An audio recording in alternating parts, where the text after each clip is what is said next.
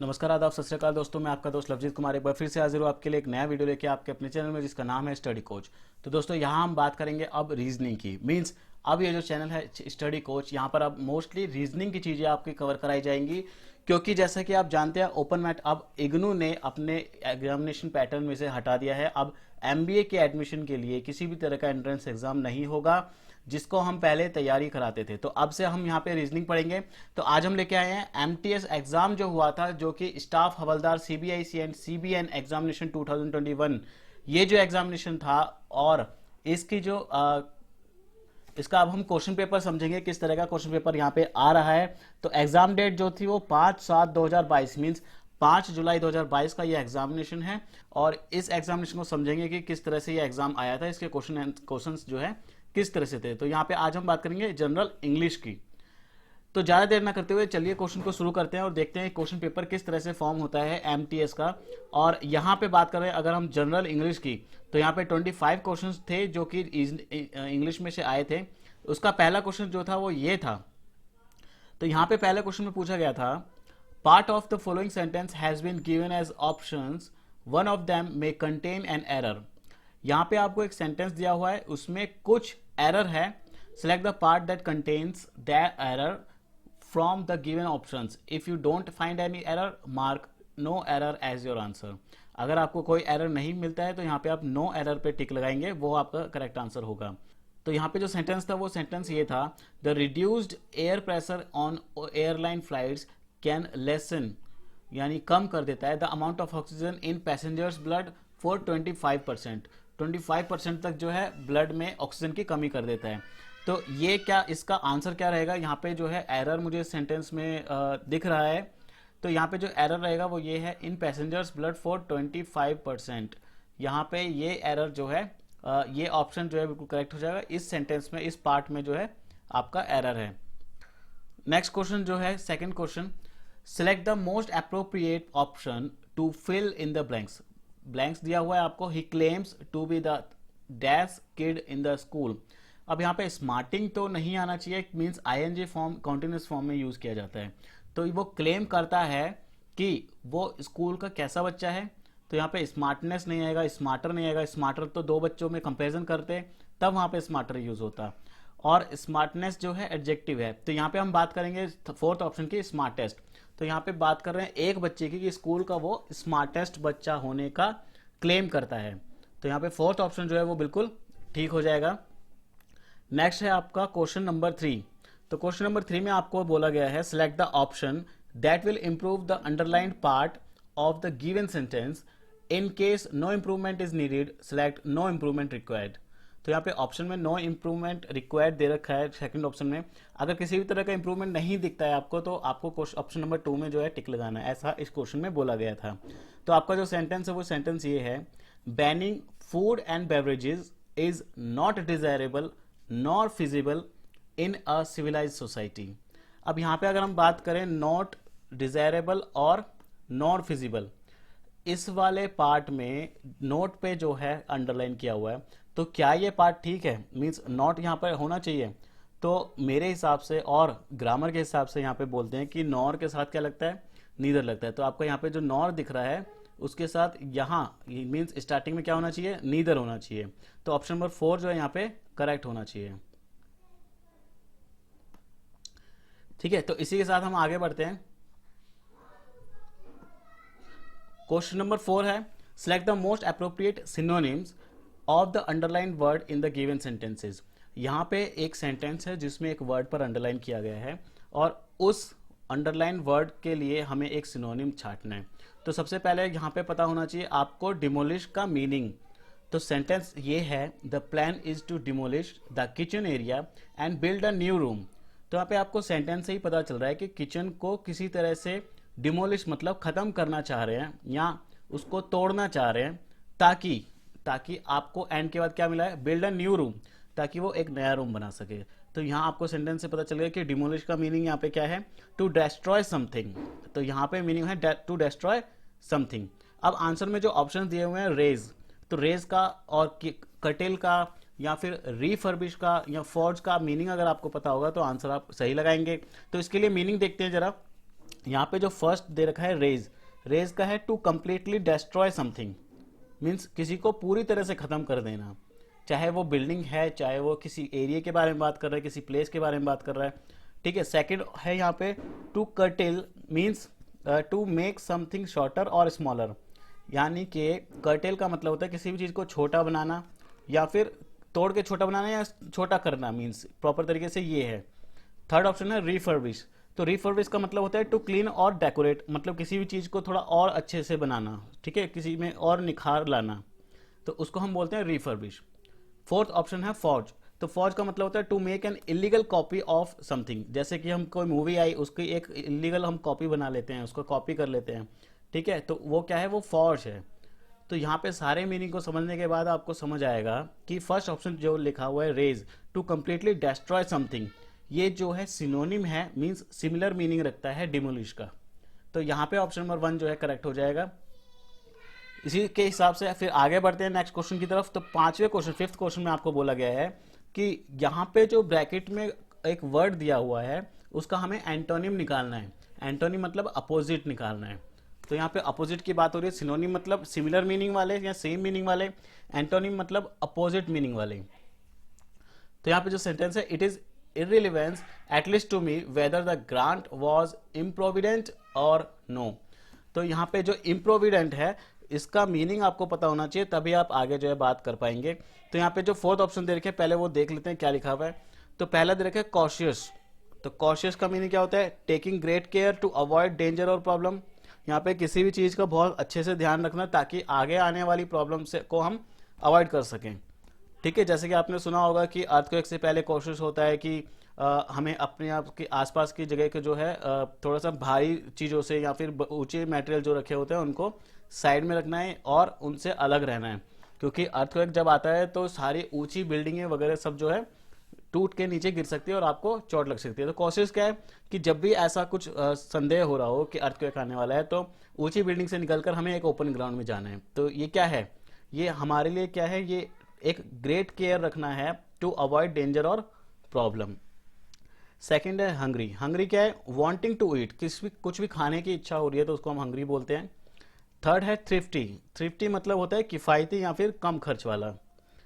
और फोर्थ है टर्डी, तो टर्डी का मतलब सुस्त होता है। तो यहाँ पे लिखा हुआ है it is irrelevance at least to me whether the grant was thrifty, thrifty मतलब किफ़ायती, ग्रांट जो है किफ़ायती हो या ना हो पर एटलीस्ट वो इररिलेवेंस होना चाहिए, ठीक है। तो आगे बढ़ते हैं क्वेश्चन नंबर 6 की तरफ। Select the most appropriate option to fill in the blanks, तो यहाँ पे ब्लैंक को फिल करने के लिए एक अप्रोप्रिएट ऑप्शन को चूज करना है। My teacher asked me to keep test, अब यहाँ पे क्वाइट, जो पहला वाला क्वाइट लिखा हुआ है उसका मतलब होता है शांत रहना। दूसरा है क्वेंट, क्वेंट का मतलब होता है अट्रैक्टिव, अब टीचर तो बोलेगी नहीं कि आप अट्रैक्टिव रहो। थर्ड ऑप्शन है क्वाइट, क्विट, क्विट मतलब होता है टू लीव अ जॉब और एनीथिंग, मीन्स किसी भी चीज को छोड़ देना, उसको हम क्विट बोल देंगे। फोर्थ ऑप्शन है क्वाइट, क्वाइट मतलब थोड़ा सा, जैसे कि आई वॉन्ट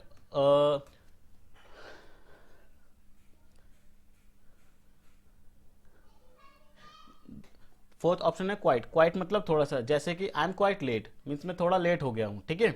तो इस तरह से यहाँ पे जो ऑप्शन रहेगा वो my teacher asked me to keep quite, first option जो है यहाँ पे सही हो जाएगा, शांत रहने के लिए बोल रही है।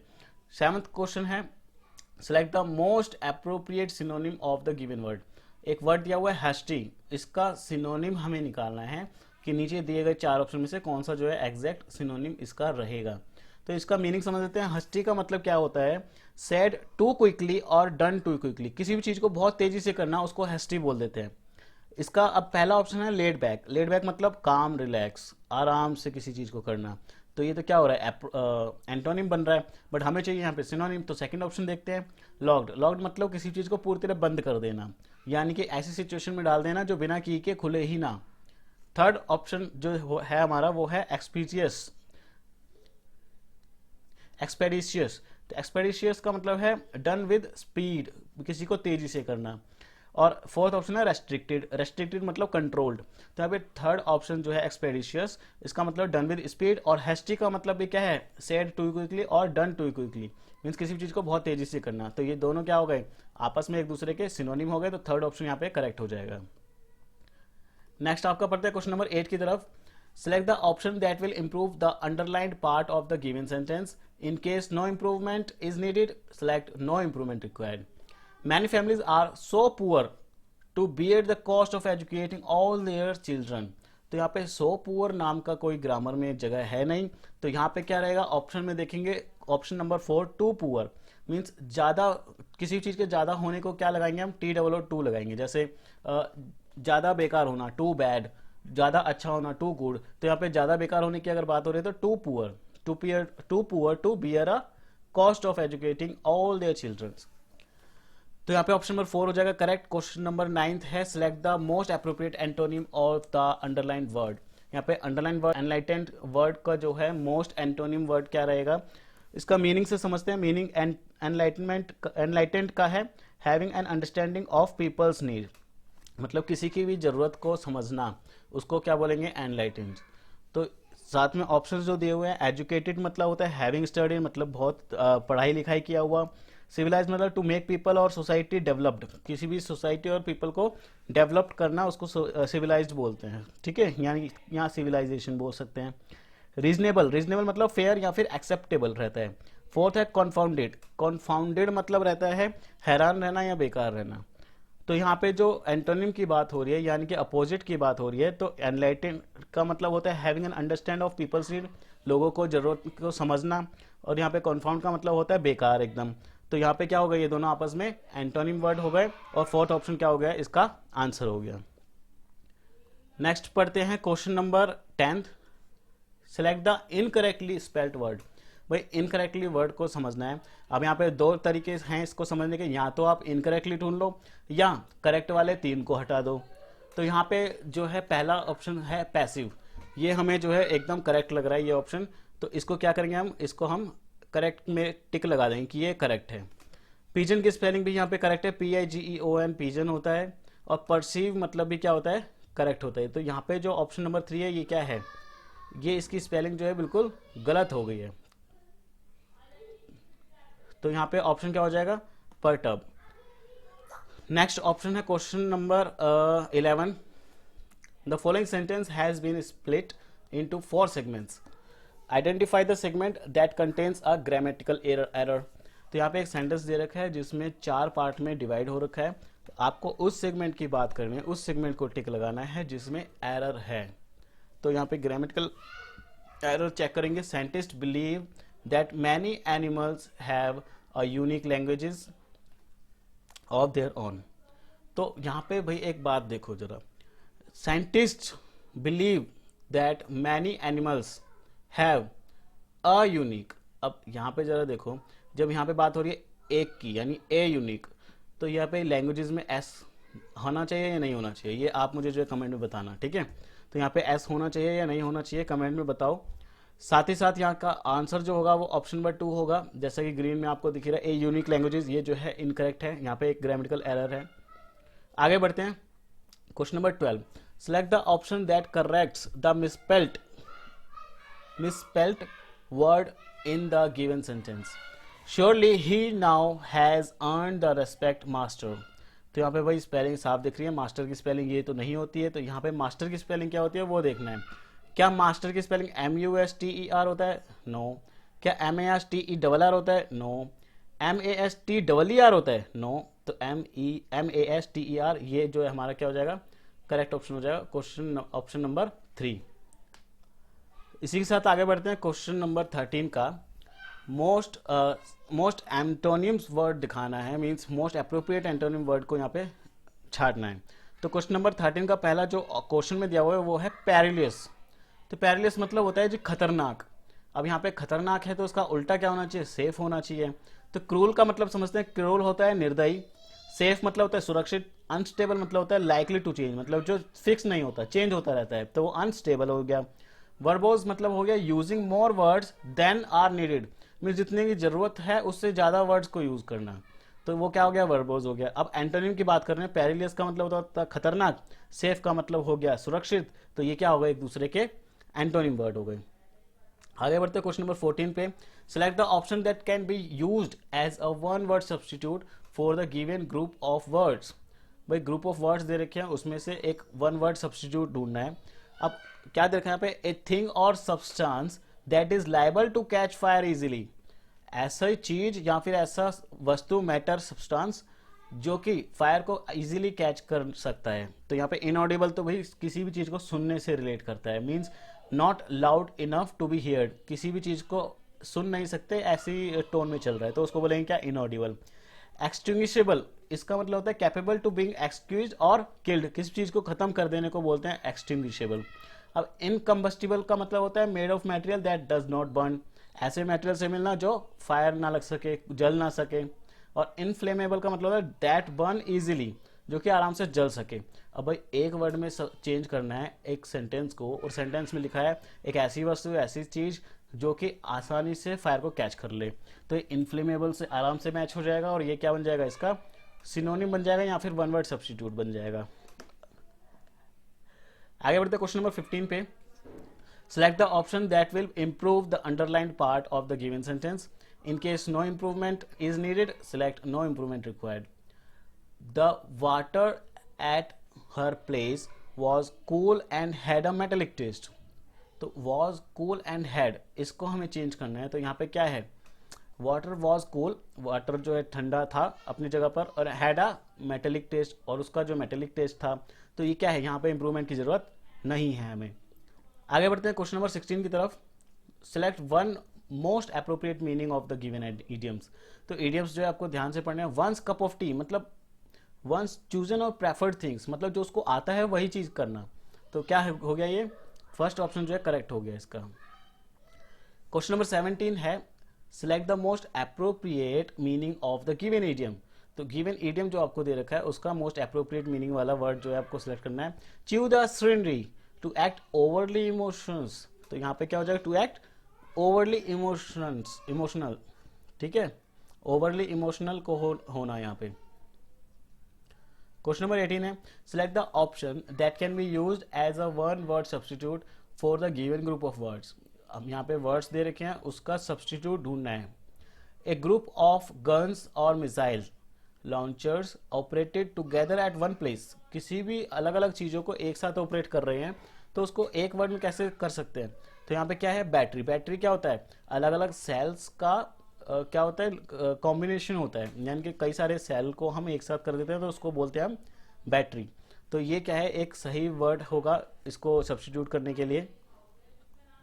क्वेश्चन नंबर 19 है select the option that can be used as a one word substitute for the given group of words. A book that contains information on various subjects, अलग अलग सब्जेक्ट्स में कई सारे सब्जेक्ट्स की इन्फॉर्मेशन कंटेन करने वाली book को हम क्या बोलते हैं, एनसाइक्लोपीडिया बोलते हैं। और ये क्वेश्चन कई सारे एग्जाम्स में आ चुका है। अगर हम बात करें यूजीसी नेट की, वहां पर भी इस क्वेश्चन को देखा गया है पेपर नंबर 1 में, और साथ ही साथ इसको हमने एसएससी, यूपीएससी, कई सारे एग्जाम्स में इस क्वेश्चन को देखा है। तो ये क्वेश्चन जो है मोस्ट इंपोर्टेंट बन जाता है। तो साथ ही साथ एनसाइक्लोपीडिया इसका आंसर हो जाएगा। और आगे बढ़ते हैं क्वेश्चन नंबर 20 पे। 20 में बोला गया है parts of the following sentence have been given as options, one of them may contain an error, इसमें से किसी में एरर हो सकता है। Select the part that contains the error from the given options, if you don't find the error mark no error as your answer. अगर कोई भी एरर नहीं मिलता है तो आपको नो एरर पे टिक लगा देना है। When you are under significant stress it is hardly to process details and noises. तो यहाँ पे significant stress it is hardly, यहाँ पे ये जो है क्या हो जाएगा एकदम, यहाँ पे जो है एरर रहेगा। आगे बढ़ते हैं। कॉम्प्रिहेंशन आपको दिया हुआ है, एक सेंटेंस है, इसके सेंटेंस में आपको फिल इन द ब्लैंक्स दिए हुए हैं 5, और ये 5 sentence fill in the blanks को आपको फिल करना है ऑप्शंस में से। तो क्वेश्चन नंबर 21 बोलता है पहले फिल इन द ब्लैंक्स के लिए, तो यहाँ पे जो सेंटेंस लिखा है वो ये है, deforestation in tropical regions can dash the way water vapour is produced over the canopy. तो यहाँ पे अफेक्ट आ जाएगा, ठीक है, regions can affect the way of water vapour is produced over the canopy. Second है dash cause is reduced rainfall, क्या आएगा, विच यूजेज, यहाँ पे विच आ जाएगा, विच कॉजेज रिड्यूस्ड रेनफॉल्स।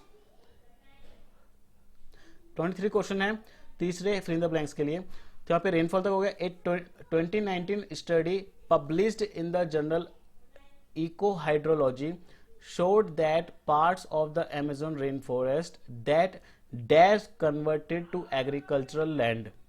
तो डैश कन्वर्टेड मतलब which were that were converted to agricultural land, जो कि कन्वर्ट हो गया था, ठीक है। तो यहाँ पे वर आ जाएगा। लास्ट में आपका सेकंड लास्ट है fourth option, converted into agricultural land. उसके बाद यहाँ पे फोर्थ ऑप्शन आएगा higher soil, dash higher soil मतलब convert agricultural land had higher soil and air temperature which could dash drought contains, which could dash, which could aggravate drought conditions। ठीक है, तो ये जो यहाँ पे 25 क्वेश्चन थे जो कि इंग्लिश से थे, जनरल इंग्लिश से। इसी के साथ ये वाली वीडियो जो कि इंग्लिश के लिए हमने बनाई थी, ये वीडियो कंप्लीट होती है और ये एक तरह से आपके लिए एक आंसर की है एसएससी एमटीएस एग्जामिनेशन की। आगे हम बात करेंगे नेक्स्ट वीडियो में रीजनिंग की, मैथ की और साथ ही साथ आपकी जनरल अवेयरनेस की। तो आज के लिए इतना ही। उम्मीद है ये वीडियो आपको पसंद आई होगी और समझ आए होंगे ये क्वेश्चंस। अगर किसी तरह का फीडबैक है तो हमें कमेंट में जाके बताएं और इसी तरह की वीडियोस आप तक पहुंचे उसके लिए आपको करना होगा इस चैनल को सब्सक्राइब और लाइक करें इस वीडियो को अगर ये वीडियो आपको पसंद आती है तो अभी के लिए इतना ही। जय हिंद, वंदे मातरम।